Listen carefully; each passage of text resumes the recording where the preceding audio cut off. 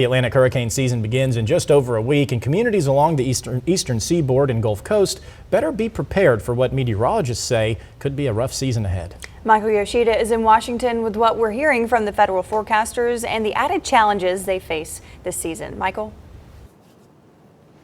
Hey there, Courtney and Alex. Officials spoke today about the 20 years since Hurricane Katrina, the lessons learned and the forecasting improvements made since then.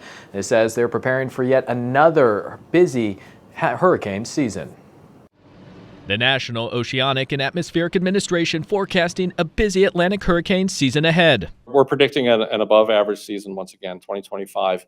Above average. NOAA predicts 13 to 19 named storms. Of those, 6 to 10 are forecast to become hurricanes, including 3 to 5 major hurricanes, Category 3 or above, between June 1st and November 30th. Prepare now and stay ready throughout the season. The outlook comes amid a series of Trump administration cuts to NOAA, which includes the National Weather Service, slashing funding for weather and climate research, and reducing staff. NWS losing nearly 600 employees over the past several months. Cuts to staffing, cuts to funding, cuts to the ability to do that job just puts more stress on the forecasters and on the meteorologists.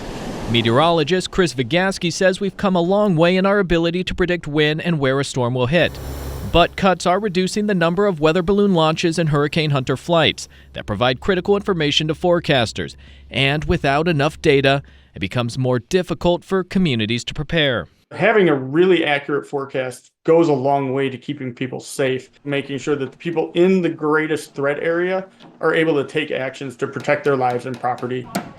But Vygotsky says, despite the challenges, the job will still get done. We're going to keep doing what we do as meteorologists, and that's monitor the weather and monitor the forecast and get those warnings out there.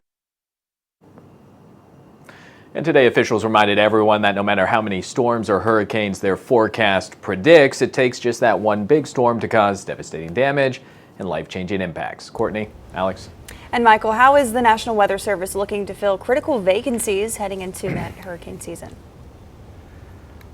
For sure, this is one of the challenges that officials are preparing for. We're told that about 155 critical vacancies are at the National Weather Service ahead of hurricane season. Again, that's less than 2 weeks away. We're told it's kind of a moving pieces around the board approach, at least for right now. They're offering reassignment opportunities to current employees. Now that includes meteorologists, scientists, electronic technicians, also hydrologists, those who help predict flood forecasting. Obviously that's so important when we talk about storm surge and its relation to hurricanes. So again, right now, that's the approach being taken, but officials saying this really just a stopgap measure that hopefully over time they'll be able to fill these positions permanently. But again, right now they're looking to just offer these reassignment opportunities for about 155 critical roles. Again, less than 2 weeks away from hurricane season. All right, Michael, thank you.